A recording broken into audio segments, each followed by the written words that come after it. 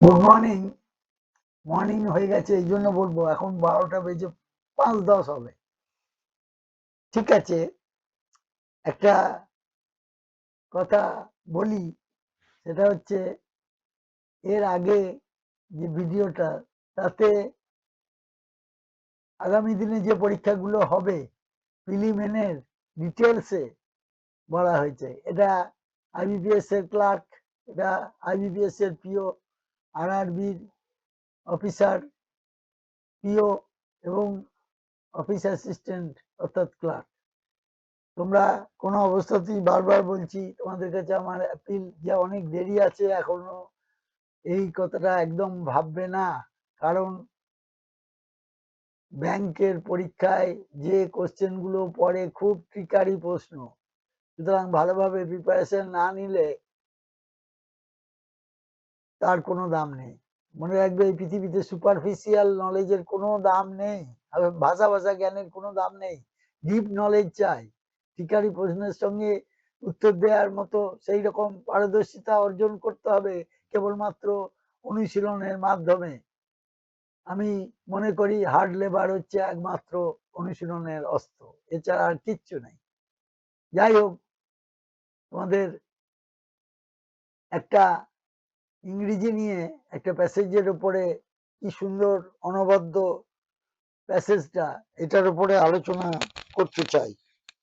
সেটা হচ্ছে, আমি একটুখানি ইংরেজিটা পড়ছি, দেখো। Home is where the heart is, also goes the adage, but the human heart did not always crave still heart. In fact, before the emergence of agrarian society, the early humans journeyed along the roads taken by their prey. Hunter-gatherer societies were mobile and the road was their life. অর্থাৎ বলছে রাস্তাই তাদের জীবন ছিল। যা যা যাবর nomadic টাইপের, এক জায়গা থেকে এক জায়গায় খালি ঘুরে বেড়াতো। এবার এখানে বঙ্গানুবাদ যেটা, সেটা আমি একটু পড়ছি, এটা পড়ে নেবে। এবং সেখানে কিশোর কুমারের একটা গানের কথা বলা হয়েছে, যে যাযাবরদের জীবন নিয়ে। গানটাও চেষ্টা করছি আমি লাস্টে দিতে, দেখা যাক কি হয়। আমি একটুখানি বাংলায় অনুবাদটা করে দিচ্ছি, মানে বলে দিচ্ছি, এটা পড়ে নেবে। এই বিষয়বস্তুটা এটাই আছে। বাড়ি যেখানে, বাড়ি সেখানেই থাকে মানুষের, যেখানে মন থাকে। প্রভাবটি অন্তত এমনটাই বলে। কিন্তু মানুষের মন সবসময় এক জায়গায় স্থির হয়ে থাকা, যেটা চুল্লির মতো, যে আগুন পোয়ালে পরে শান্তি লাগে, এই আকাঙ্ক্ষা কিন্তু করেনি। আসলে কৃষিভিত্তিক সমাজের উদ্ভবের আগে আদিম মানুষ তাদের শিকারের পিছু পিছু পথ চলত। শিকারী সংগ্রাহক সমাজ ছিল যাযাবর, পথ ছিল তাদের জীবন। কিন্তু কৃষিকাজে প্রসারের সাথে সাথে মানুষ এক জায়গায় থিতু হতে শিখলো। ভ্রমণের জীবনকে তখন থেকে নেতিবাচক বা তুচ্ছ নজরে দেখা হতে লাগলো। তবুও মানুষের মধ্যে ঘুরে বেড়ানোর সেই আদিম সত্তার অবশিষ্ট অংশ আজও রয়ে গেছে। 2000 সালে হারম্যান এবং ক্যান্ডেলারিয়া, এই জ্যাপ, এক গাড়িতে চড়ে বুয়েন্স এয়ার্স থেকে বিশ্ব ভ্রমণে বেরিয়েছিল। জ্যাপ দম্পতির জন্য পথ ছিল বাড়ি, আক্ষরিক এবং রূপক উভয় অর্থেই। বিভিন্ন দেশে থাকাকালীন তাদের 4টে সন্তানও হয়েছিল। কঠোর ভিসা নিয়ম ও ক্রমবর্ধমান সংকীর্ণতার যুগেও তাদের দেশের সীমানাগুলো ঠিক সেভাবেই দেখতে পেয়েছে, যা আসলে মানচিত্রের উপর টানা কিছু খামখেয়ালি এবং কৃত্রিম রেখা। জ্যাপ দম্পতি যখন যাত্রা শুরু করেছিল, তখন পৃথিবীটা অন্যরকম ছিল। স্মার্টফোন ছিল না, ইন্টারনেটের ব্যবহার ছিল একেবারে প্রাথমিক পর্যায়ে। পৃথিবী ছিল জ্ঞান ও আশার জায়গায়। ভুল তথ্য বিভাজনের বদলে নিউ নিউ ইয়র্কে তখন টুইন টাওয়ার দাঁড়িয়েছিল এবং রাশিয়ায় ছিল তাদের সোভিয়েত গৌরব হারানো এক ক্ষুদ্র কাঠামো। সেই জন্য কিশোর কুমারের সেই অমর গান, মুসাফির হুঁ ইয়ারো না ঘর হ্যাঁ না ঠিকানা, গুনগুন করতে করতে জ্যাপ দম্পতির সেই পরিবর্তনশীল বিশ্বের মধ্যে দিয়ে দীর্ঘ পথ পাড়ি দেওয়া কল্পনা করাটা বেশ প্রলুব্ধকর ছিল। এই জন্যই বলছে কি, কিশোর কুমার ইমর্টাল সং মুসাফির হুঁ যে বলে যে গানটা দিয়েছে সেটা ওইখানে প্রথম প্যারাগ্রাফের লাস্টে আছে। এবার the Japs interestingly are not an anomaly. Latest estimates show that over 1 million Americans live permanently in recreational vehicles with no permanent address. আশ্চর্যের বিষয় হলো জ্যাপ দম্পতি কোনো ব্যতিক্রম নন। সাম্প্রতিক হিসাব অনুযায়ী দেখা যায় যে 10 লক্ষেরও বেশি আমেরিকান স্থায়ীভাবে বিভিন্ন বিনোদনমূলক যানবাহনে বসবাস করেন, যাদের কোনো নির্দিষ্ট ঠিকানা নাই। তাদের মধ্যে অনেকে অবসরপ্রাপ্ত, কিন্তু আবার অনেক বছরের একটা নির্দিষ্ট সময় কাজ করেন, যা তাদের পরবর্তী কয়েক মাস ঘুরে বেড়ানোর জন্য যথেষ্ট। এই ধরনের জীবনধারা এবং এর সাথে জড়িয়ে থাকা স্বাধীনতার ধারণাকে রোমান্টিক বা আকর্ষণীয় করে তোলা সহজ, কিন্তু বেশিরভাগ দেশেই যাদের কোনো স্থায়ী ঠিকানা নেই তাদের তীব্র আইনি নজরদারির সম্মুখীন হতে হয়।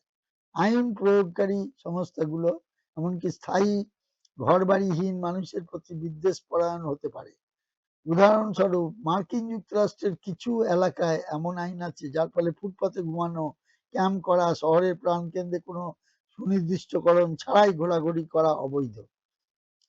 এর উদ্দেশ্য মনে হয় জনসমাগম স্থল থেকে কিছুটা নির্দিষ্ট ধরনের মানুষের উপস্থিতি সরিয়ে ফেলা বা এলাকা পরিষ্কার রাখা। এই আইনগুলো কেবল মার্কিন যুক্তরাষ্ট্রে নয়, অন্যান্য দেশেও চালু আছে। ইউরোপ জুড়ে জিপসি যারা যাযাবর বা ইহুদি, তাদের উপর নির্যাতনের দীর্ঘ ইতিহাসও রয়েছে। পুরনো যুক্তরাষ্ট্রে যাযাবরদের জেলে পাঠানো হতো, দাস হিসেবে বিক্রি করা হতো, আর কখনো কখনো কোনো কারণ ছাড়াই মেরে ফেলা হতো।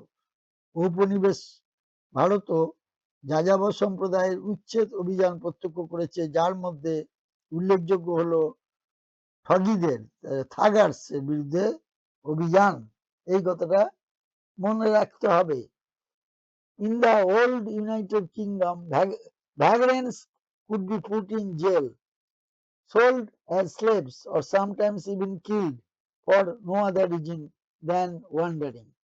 Colonial India too had witnessed the purge of nomadic communities, most notably under the guise of the campaign against thuggers.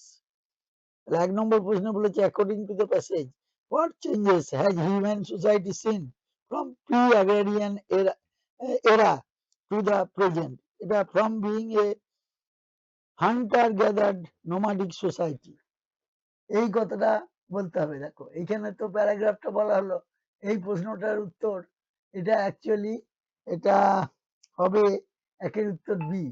এই কথাটা হবে একের উত্তর বি হবে।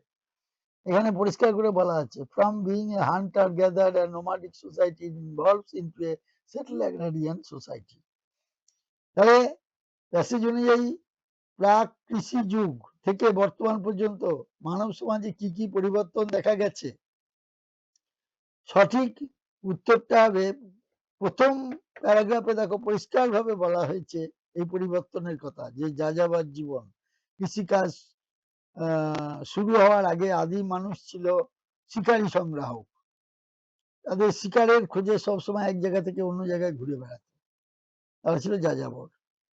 আর কিন্তু যখন থেকে মানুষ কৃষিকাজ শুরু করলো তখন শিকড়গেরা এক জায়গা থেকে আরেক জায়গায় খোঁজে তারা বসতি স্থাপন করলো। দৃষ্টিভঙ্গির পরিবর্তন হলো, এক জায়গায় তৃতীয় হওয়া মানুষের ঘুরে বেড়ানো বা ভ্রমণের জীবনকে নেতিবাচক বা তুচ্ছ নজরে দেখা হতে লাগলো। অন্যান্য অপশন গুলো সেই জন্য হচ্ছে না।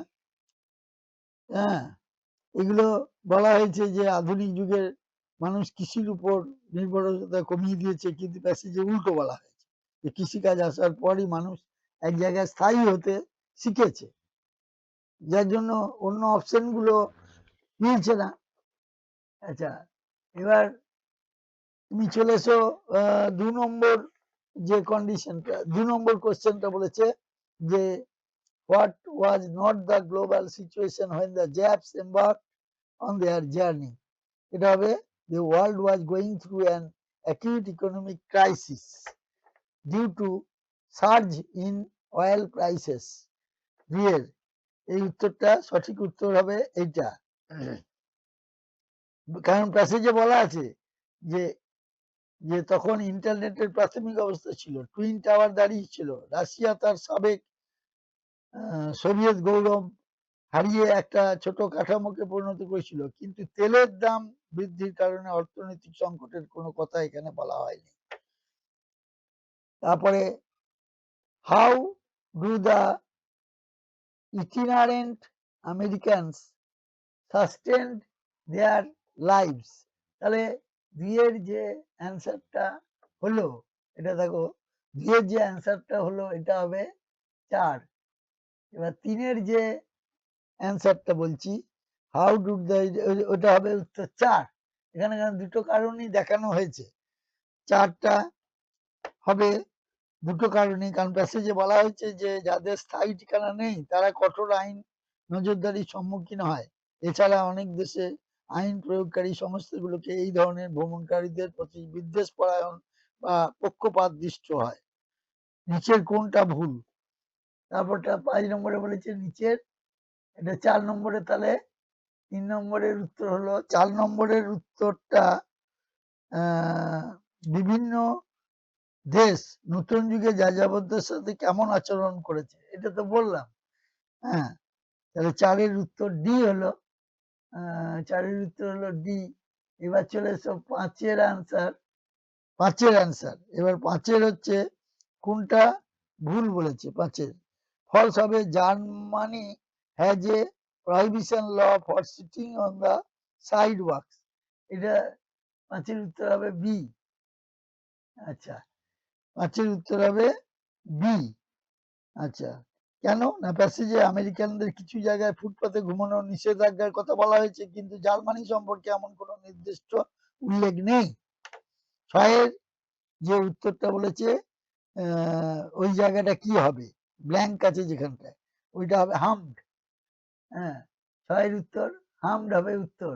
6-এর উত্তরটা হবে 1 হামড। আর which word from among the following words most closely represents the antonym of the word infancy? infancy কথাটার শব্দটার বিপরীত শব্দ অ্যান্টোনিম কোনটা? এটা হবে ম্যাচুরিটি।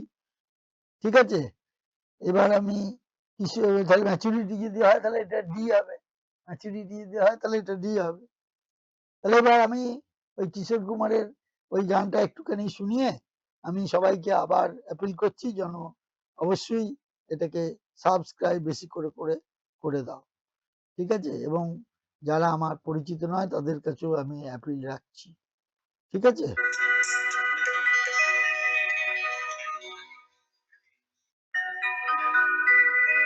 মুসাফির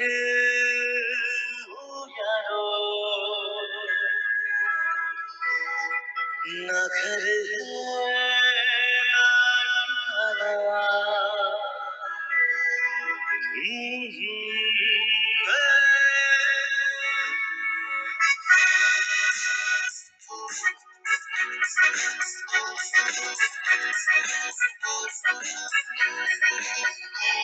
मुसाफिर हूँ यारो, ना घर है ना ठिकाना, मुझे चलते जाना है, बस चलते जाना।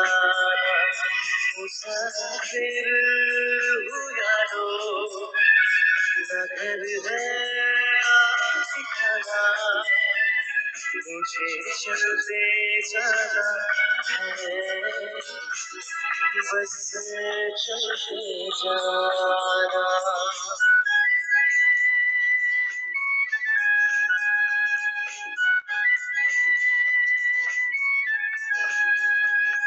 Thank you very much. আমার বেশি বেশি করে এটাকে সাবস্ক্রাইব করে দেবে। আমি আবার আগামী কাল ছুটি আছে এবং সময়ও পেয়েছি, আর গোটা 3-4 ভিডিও দেওয়ার চেষ্টা করছি। Thank you very much, thank you very much.